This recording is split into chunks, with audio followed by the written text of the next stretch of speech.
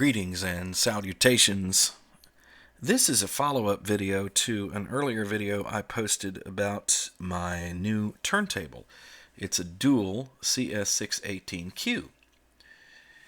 And I got a lot of really nice comments on that first video. There were a few questions that I had thrown out, and I haven't gotten any real solid answers to those questions yet.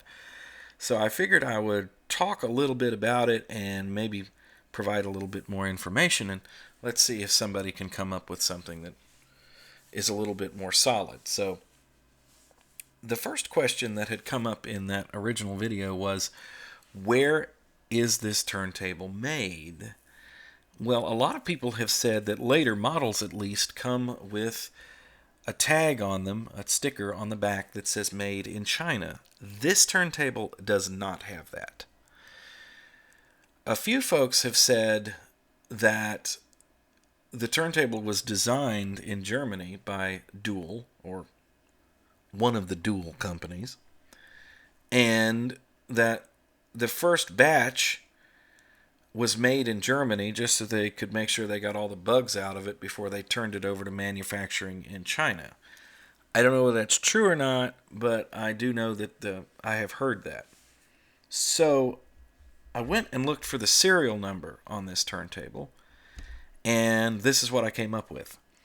So it says 4130. I'm not quite sure what that is, but 2209 certainly looks like a date to me, like September of 2022 for manufacturer. And then this is either number 90,096 or number 96. And it may be number 96. And the reason why is because I bought it as an open box special. So this turntable came from a place called Hi-Fi Heaven in Wisconsin. And they sold it as factory refurbished. Now, when I opened it up, there wasn't any indication that it had been touched. So I don't know whether that was a return or what it was on their part, but mine works flawlessly, and there's no evidence whatsoever that it was ever used before. So if they had used it, they didn't use it for very long, I can tell you that much. The sound of this turntable is really nice. It is so quiet. The direct drive system is just dead silent. There is no noise whatsoever, no rumble. And the amplifier that's in it, the preamp for the cartridge that I have been using, is just beautiful. It's just dead silent. Very well made. And sounds good with the Ortofon 2M Blue cartridge, which is really the reason I bought the turntable. I wanted the cartridge. And the turntable itself looked like a really good platform to experience later versions of the 2M Blue, and it has pretty much been that experience that I thought it would be. This is very well matched, the tone arm to the cartridge to the turntable. It's a good design. It really is. Now, the reason why the thing about whether it was made in China or not is a question is because I had mentioned in the earlier video that it looks a lot like they are using parts here that are made by a company called Handpin. If this is not manufactured by Handpin, they are definitely using parts that are coming out of that factory, one way or the other. Handpin is a factory in China that makes turntables.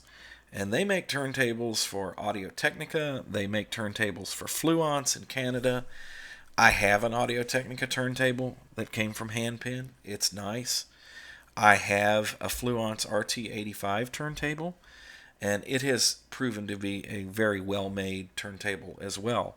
Very reliable, and the tone arm on that turntable is super nice. So I still have my Fluence set up and ready to go. The Audio-Technica, on the other hand, I think I'm going to retire that one or move it along, and the reason why is because the preamp in it is just not that great. And we'll talk more about that here in a little bit. I want to kind of save those comments for the end of the video because I'd like to get into some of the logic why I bought this machine.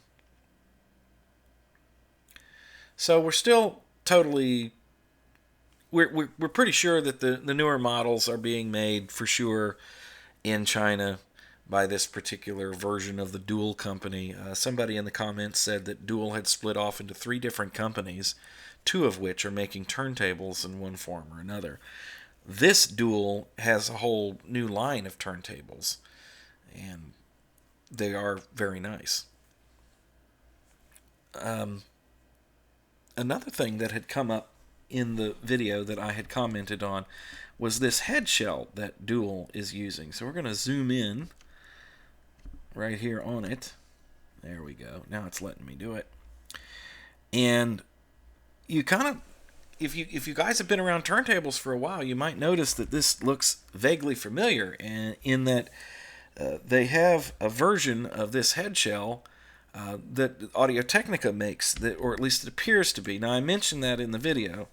So there's the 2M Blue cartridge. I want to talk about that here in a minute, but if we go over here and we look on Dual's website, they do indeed sell a head shell for this turntable, and they want almost 30 euros for it, which would be about $35-40 US.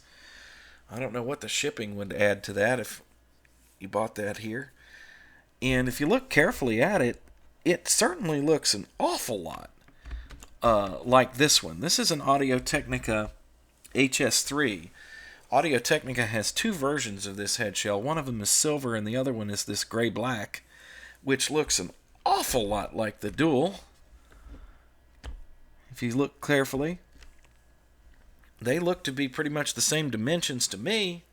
Now, the only way to be absolutely sure about that would be to, of course, buy one of these and compare it directly to the Dual.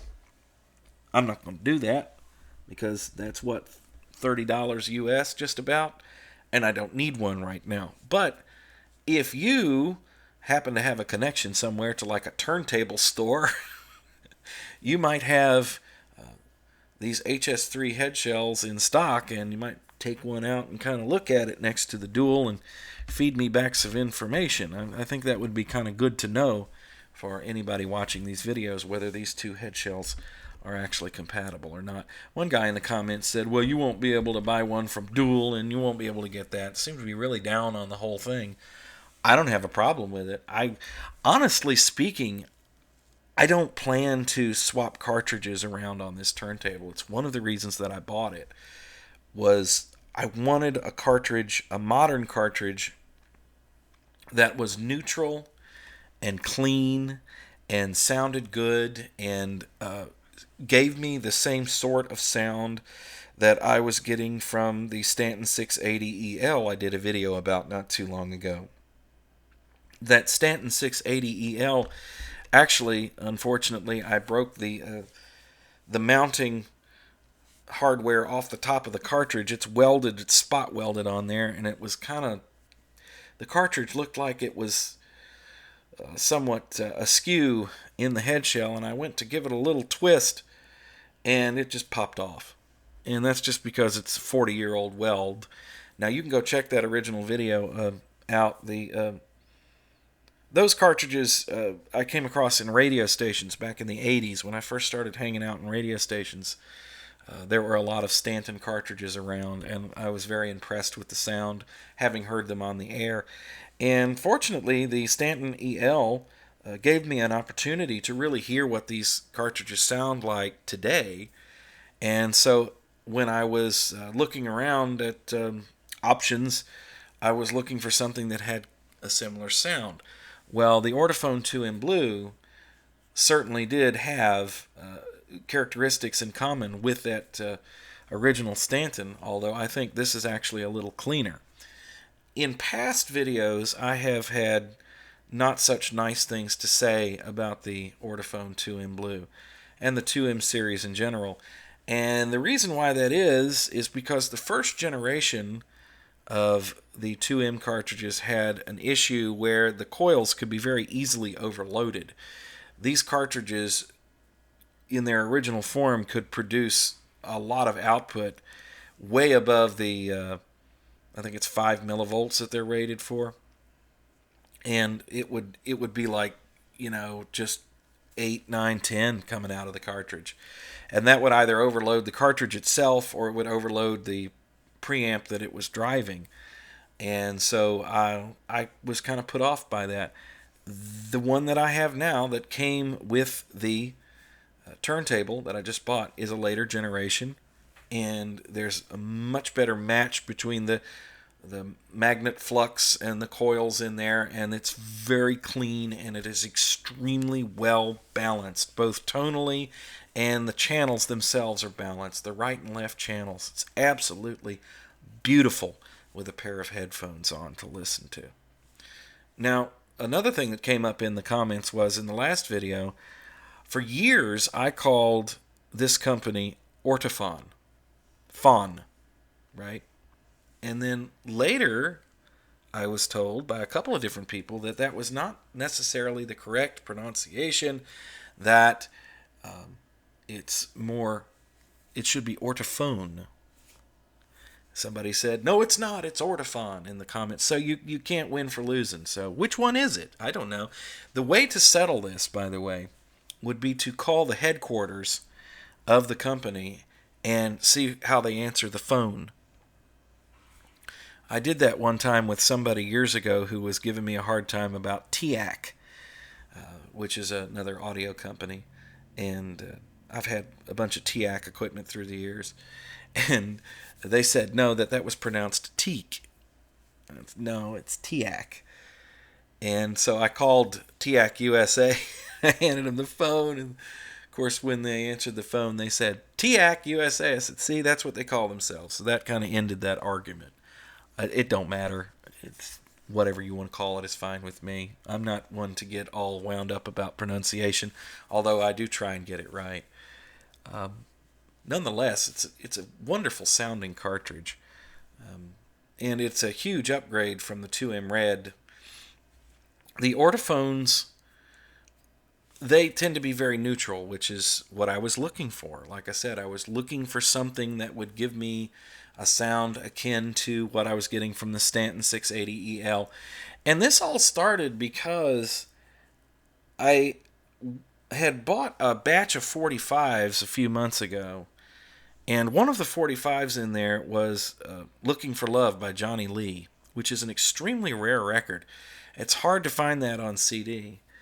And even the copy that was on the Century 21 Gold Disc library that originally we bought at the radio station way back in the early 90s, they had pulled it from a record. They'd cleaned it up quite a bit. And so this was just an impeccable copy that I had gotten in this batch of 45s. It was just super clean. I said, well, that sounds better than what we have. And, you know, my day job these days is doing a radio show every day, and also I maintain the library for the radio station. And I've had an ongoing project now for probably, I don't know, we're almost getting up to maybe 2.5, 3 years now, of redubbing this library. In other words, going out and finding the best copy of the songs and making sure that we have a wave file that is peaked at -3. So it's everything is very consistent and all that stuff. And this has been an ongoing project. So I'm working with digital audio every day. And I went to record this record over to my CD recorder. And that's how I'm doing it. It's using CDRWs and then recording and then ripping them into the computer. It seems to be a pretty good way to go. Yes, I do know I could buy myself a Tascam digital recorder and do it directly, but I've got the CD recorder. That's a past video. Anyway, when I went in there to do that, I had not played with the turntables very much, and I went in there to take a couple of songs and put them onto a digital format so I could bring them into the computer. And I sat down and put headphones on to do this, and I was just really not happy with the sound I was getting, especially from my old Audio-Technica turntable, which was the LP40 WN. And I was using the preamp in that turntable with an AT91B cartridge, which in and of itself is a very neutral cartridge. and I just didn't like the sound. But I've also had a bit of a problem finding one that I liked on my Fluence turntable. As I mentioned in the last video, when I bought it, it came with a Nagalka MP110, but I had a problem with that cartridge and had to send it back. So I have bought 2 or 3 cartridges for that turntable with varying results, and none of them have really just set right with me. The last one I bought was I upgraded my Audio-Technica VM530EN to the 540ml by buying the stylus for that, and that sounds very, very good, except those Audio-Technica cartridges, they have a lot of high frequencies in them. They seem to have that little high frequency boost, and I just, my ears got kind of attached to that, and I was like, that doesn't sound right. It's wanted something that was flat. I want to go for neutral. I want to go for something that if I put it up against a digital file, a good quality digital file, that I'm not immediately hearing the cartridge. I want to hear the music, is the point. And so this has definitely sent me in that direction. So on the Fluence turntable, by the way, I took the 91B, the AT91B, which is basically an AT3600. It's a modern version of it. Unfortunately, they quit making the 91B. They still make the 3600L, but Audio-Technica themselves doesn't sell the 91B anymore, which makes me kind of mad. Now, getting a replacement styli is not going to be a problem because that's the most popular body style cartridge in the world. I know that. So, no big deal as far as that's concerned, but I had just discovered this cartridge and went, hey, this is really cool. Oh, no, they discontinued it. Gee, thanks. And there are some counterfeits that you can buy from China. So if you go to eBay and you go put in 91B, you'll see ones come up that don't come in boxes, and they're like the ones in the bag. They're not good. I bought one. It was relatively cheap, and I was really disappointed with the sound. The channels were out of balance, and the stereo separation wasn't there, and you could tell this was just a rip-off. It was not the original Audio-Technica 91B. Now, if you want one of those, find one that's in the original box from AT. You can tell that they're original. And even for a very humble cartridge with a, it's got an ABS carbon fiber cantilever on it, and it's a 0.6 mil bonded, conical stylus on it, spherical. That thing tracks amazingly well. I just really love the sound of it, and it is very neutral. But the problem that I was having with the Audio-Technica turntable that was plugged into was that the preamp in that turntable just doesn't have any high frequencies in it. And even if you switch it out and use an outboard preamp like on your receiver or something like that, it's just the electronics in that turntable, just for whatever reason, they just don't have a lot of high frequencies. It can sound quite boomy on certain records with the certain cartridges. As a matter of fact, when I got the Stanton 680EL, that was the first turntable I wired it up on.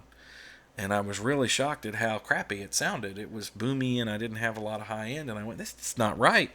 And so when I moved it over to another Headshell and put it on the Fluence, then it was, okay, that's the way that's supposed to sound. And that was my first inkling that there was something that's kind of amiss with that particular turntable. It's always sounded like that, but my ears have become more sensitive to it, especially, like I said, since I walked away and came back to it.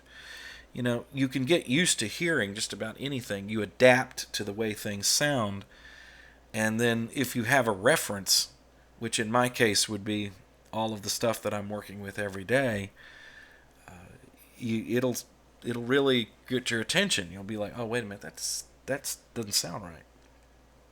So that's where this all came from. That's why I have invested the kind of money I had.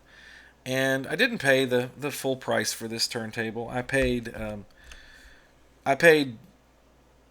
just right at about $1,000 for a $1,300 turntable. So I think that's a pretty good deal. I mean, that was including shipping and everything. And I got it from a place called Hi-Fi Heaven. And apparently this was a demonstrator, or it was one that was sent back or something. And so I feel very fortunate that I was able to get a hold of it. I think that this particular setup is going to be a good one for a long time for me. It just, like I said, kind of Kind of keeps you honest. It's like, okay, this is what this is supposed to sound like.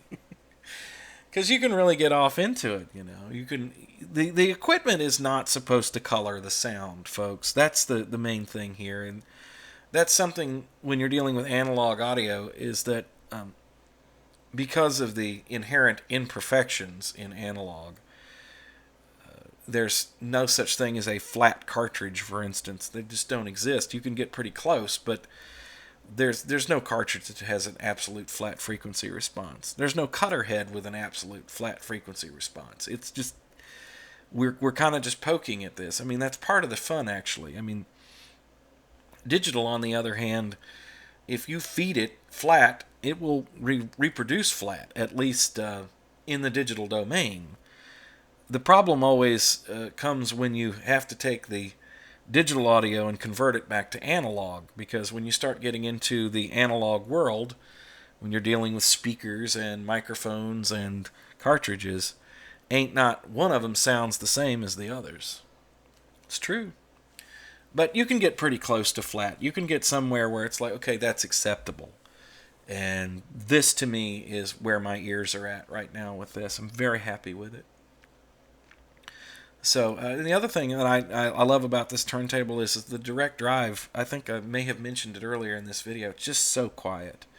The first album that I put on, I was detecting this little bit of a hum, and I was thinking, there's a hum in here. It's got a tiny, I mean, we're talking just tiny hum that I was hearing. Turns out that there wasn't any hum at all. It was on the record that I was listening to. Apparently they had a hum in the electronics feeding the cutter head, or it was the lathe itself that had a bit of a hum in the rumble. And that's how good this is. You can hear those sorts of things. So I switched over to a different record, and that went away completely, and I went, oh, never mind. Like, okay. So, yeah, this is a very honest and a good sound. I recommend it. I mean, at this price point, right around $1,000, believe it or not, there's not a whole lot of choices out there.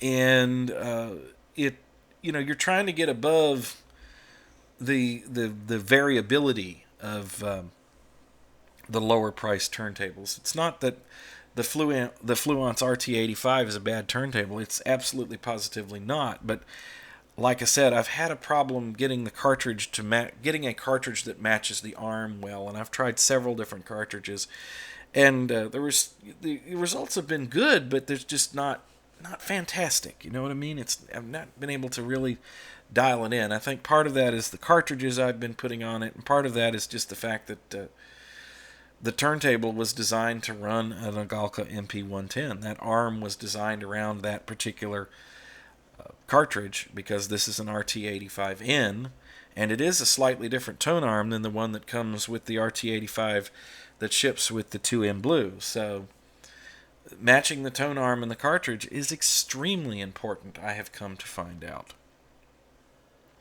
Anyway, I have rambled on enough. Thank you for listening. I certainly do appreciate it. If you have any more insights, please post them in the comments.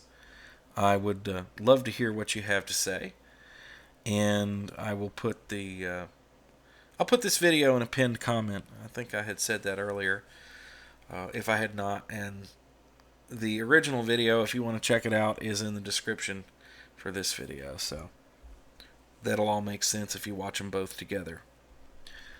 Thanks once again. We'll do it again soon.